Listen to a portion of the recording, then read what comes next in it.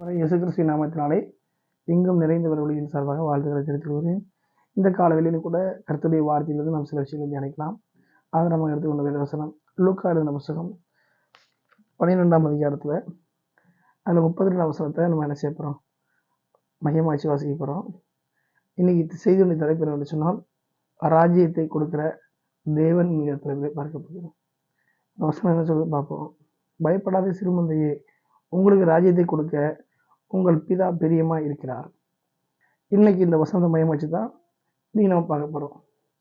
ராஜ்யத்தை கொடுக்கும் தேவன் என்கிற தலைப்பை நாம் பார்க்க போகிறோம். ராஜ்யம்னா என்ன? மேல அந்த 30 வசனம் என்ன சொல்லுதுன்னா, தேவனுடைய ராஜ்யத்தையே தேடுங்கள், அப்பொழுது இவைகளெல்லாம் உங்களுக்கு கூட கொடுக்கப்படும் சொல்லுது. அப்போ ராஜ்யம்னா தேவனுடைய ராஜ்யம். சரி, தேவனுடைய ராஜ்யம்னா என்ன?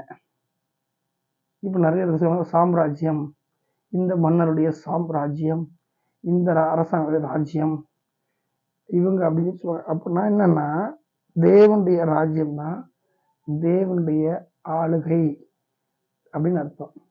தேவனுடைய ராஜ்யம்னா தேவனுடைய ஆளுகைன்னு சொல்லலாம், தேவனுடைய அரசாட்சின்னு சொல்லலாம், தேவனுடைய கண்ட்ரோல் சொல்லலாம், தேவனுடைய பரலோகத்தையும் சொல்லலாம். அப்ப இதெல்லாம் பல கோணங்களை சொல்லப்பட்டாலும் நாம பார்க்கக்கூடிய காரியம் ராஜ்யம். ஒரு ராஜ்யத்தை கொடுக்கும் பிதாங்கிற தலைவரை பார்க்குறோம். இந்த பூமியில ஒரு மனுஷன் இன்னொரு மனுஷனுக்கு ஒரு பொருளை கொடுத்தாலோ, ஒரு வீட்டை கொடுத்தாலோ, சொத்தை கொடுத்தாலோ, நிலத்தை கொடுத்தாலோ உடனே கொடுத்துட மாட்டாங்க. அதுக்கு தகுதியா இருக்காங்களா இல்லைன்னு பார்த்து தான் கொடுப்பாங்க. எடுத்துக்காட்டாக பார்ப்போம்னா, ஒரு வேலை செய்யக்கூடியவனுக்கு சம்பளம் கொடுக்கணும் இருந்தாலும் முதல்ல இருக்கிறவன் என்ன செய்வான், நல்ல வேலை செய்யணும் இருக்கானான்னு பார்த்தா கொடுப்பான். அது மாத்திரமில்ல, ஒரு கம்பெனியில் வேலைக்கு போகிறவங்க இன்டர்வியூ எடுப்பாங்க.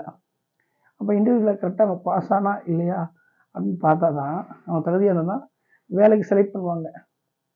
அடுத்து இன்னும் சொல்ல போனால், நிறைய கஷ்டப்பட்டு படித்தாலும் கூட நல்ல ஹார்ட் ஒர்க் பண்ணி ஃபஸ்ட்டு மார்க் வாங்கக்கூடியவங்களுக்கு தான் அவங்க என்ன செய்வாங்க, பொறுப்பு கொடுப்பாங்க. அப்போ இது போன்ற பல நிலைகளில் உலகத்தில் காரியங்கள் சொல்லப்பட்டாலும் செய்யப்பட்டாலும் கூட அதுக்கு தகுதி அப்படிங்கிறத பார்ப்பாங்க. உலக வழக்கத்திலேயே இப்படி தகுதிங்கிறத பல நிலைகளில் மக்கள் பார்க்குறாங்க. அப்படின்னா தேவனுடைய ராஜ்யத்தை கொடுக்கும் பிதா அல்லது ராஜ்யத்தை கொடுக்கும் தேவங்கிற துறையில் பார்க்குறோம்னா, அப்போ அந்த ஆளுகையை கொடுக்குற, அந்த அரசாட்சியை கொடுக்குற, அந்த பரலோகத்தை கொடுக்குற தேவன் சொல்லி அர்த்தம். அப்படி தேவன் கொடுக்கும்போது இந்த பூமியை அதை பெறக்கூடிய ஒவ்வொருவரும் எப்படிப்பட்ட தகுதி இருக்காங்க, எப்படிப்பட்ட தகுதி உடையவங்களா இருக்காங்கிறத பார்ப்பாரு. ஒரு சாதாரண ஒரு வேலையோ இல்லை படிப்போ இல்லை கல்வி சார்ந்த விஷயமோ வேலை சார்ந்த விஷயமோ இருந்தாலும் உன்னை கொடுக்கணும் அப்படின்னா இவங்க அதுக்கு தகுதியாக இல்லைன்னு பார்த்தா கொடுப்பாங்க. அந்த அளவுக்கு நம்பிக்கை இருக்காங்கன்னு பார்ப்பாங்க. உலகத்திலே அப்படி இருக்காங்கன்னா தேவன் அதை விட அதிகமாக எதிர்பார்ப்பார், மனிதர்கள்ட்ட எதிர்பார்ப்பார். அப்போ நாம் தேவனுடைய ராஜ்யத்தை கொடுக்கும் பிதாங்கிற தலைப்பில் பார்க்குறோம். அப்போ ராஜ்யம்னா ஆண்டவருடைய ஆளுகை, ஆண்டுடைய அரசாட்சி, ஆண்டோடைய கட்டுப்பாடு, கண்ட்ரோல், ஆண்டோடைய பரலோகம் சொல்லி பார்க்கலாம். அப்போ அந்த இடத்த ஒருத்தனுக்கு கொடுக்குறாங்க அப்படின்னா அதுக்கு அவன் தகுதியை நடக்கிறான் இல்லைங்கிறத தேவன் பார்ப்பார். அப்படி பார்த்த பிறகுதான் அவனுக்கு அதை கொடுக்கவா இல்லைங்கிறத முடிவு பண்ணுவார். எல்லாரும் என்ன செய்ய முடியாது, எல்லா இடத்துலையும் வர முடியாது. அப்போ அப்படிப்பட்ட ஒரு சூழல் இருக்கும்போது அதை புரிந்து கொள்ள வேண்டும். ஒரு அலுவலகம் இருக்குன்னா அங்கே பெர்மிஷன்ங்கிறத உள்ளே வரணும். சிலர் நோ பெர்மிஷன் போட்டிருப்பாங்க, உள்ளே நுழையக்கூடாதுன்னு போட்டிருப்பாங்க. அப்போ உலகத்திலே எப்படின்னா இதை விட பெரியது பரலோகம், தேவனுடைய காரியம், தேவனுடைய ஆளுகை இதை விட அதிகமாக எதிர்பார்ப்போடு இருக்கும். ஆகவே இந்த வசனம் சொல்லுன்னா, பயப்படாதே சிறுமந்தையே, உங்களுக்கு ராஜ்யத்தை கொடுக்க உங்கள் பிதா பிரியமாக இருக்கிறார். ராஜ்யத்தை கொடுக்கும் பிதா தேவன் சொல்லி பார்க்குறோம். ராஜ்யம் என்னன்னு பார்த்தோம். எப்போ பார்த்தோம், நம்ம பயப்படாத சிறுமந்தையேங்க, என் பெரிய மந்தைன்னு சொல்லலாம்ல. அப்படின்னு அர்த்தம், சிறு பிள்ளைகளை போல பார்த்தீங்கன்னா மனநிலையில் என்ன செய்யணும், இருக்கணும் அப்படின்னு அர்த்தம். அப்போ சிறு பிள்ளையை போல கள்ளம் கபடி இல்லாத தூய்மையான மனநிலையை கொண்டிருக்கக்கூடிய ஒவ்வொருவருக்கும் அவர் தேவனுடைய ராஜ்யத்தை கொடுக்க வல்லவராக இருக்கிறார். ஆகவே இந்த செய்தியை கேட்டுக்கொண்டிருக்கிற ஒவ்வொரு தேவ பிள்ளைகளும், வாலிப சகோதர சகோதரிகளும், நாம சிறு பிள்ளையின் அனுபவத்தை பெற்றிருக்கிறோமா? சிறுபிள்ளை போல கள்ளங்கபடி இல்லாமல் இருக்கிறோமா?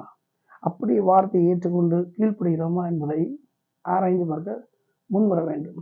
அப்படி ஆராய்ந்து பார்க்க முன் வரும் பொழுது ஆண்டவர் என்ன செய்கிறார்? அந்த ராஜ்யத்தை கொடுக்க வல்லவராகிறார். மேலவசங்கிறது தேவனுடைய ராஜ்யத்தையே தேடுங்கள்ங்க. அப்ப என்ன அர்த்தம்னா, இந்த பூமி சார்ந்த விஷயத்தை தேடாதீங்க. இந்த பூமி ஒன்றும் இல்லை, தேவனுடைய ராஜ்யமான ஆளுகை தான் முக்கியம், அதுதான் நிலையானதுங்கிற வலியுறுத்துறாரு. அப்ப அதை முக்கியத்துவப்படுத்தக்கூடிய யாரா இருந்தாலும், அதற்காக அர்ப்பணித்து வாழக்கூடிய யாரா இருந்தாலும் அவர்கள் சிறுபிள்ளையுடைய இதயத்துக்கு ஒப்பாக இருக்கிறார்கள். அப்படிப்பட்டவர்களுக்கு தேவனுடைய ராஜ்யத்தை கொடுக்க தேவன் பிரியமாயிருக்கிறார்.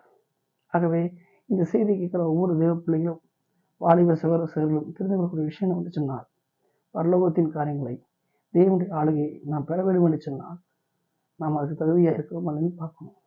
தகுதியை அவர் என்ன செய்வார்? கொடுப்பார். ஒப்பு கொடுக்கும்போது தகுதிப்படுத்துவார். ஆகவே இந்த வசனங்கள் கீழ்ப்படிந்து ராஜ்யத்தை கொடுக்கும் தேவனுடைய தலைவரை பார்க்குறோம். அந்த ராஜ்யத்தை கொடுக்கக்கூடிய தேவனுடைய அந்த காரியங்களுக்கு ஒப்பு கொடுத்து தொடர்ந்து அவரால் வருகிற அந்த ராஜ்யத்தின் ஆளுகையும் அந்த ராஜ்யத்தினுடைய ஆசீர்வாதங்களை பெற்றுக்கொண்டு வாழ்க்கையில முன்னேற வேண்டும் என்று சொல்லி உங்கள் அனைவரையும் எங்கும் நிறைந்த ஊழியங்கள் வாழ்த்துகிறது. ஆமென்.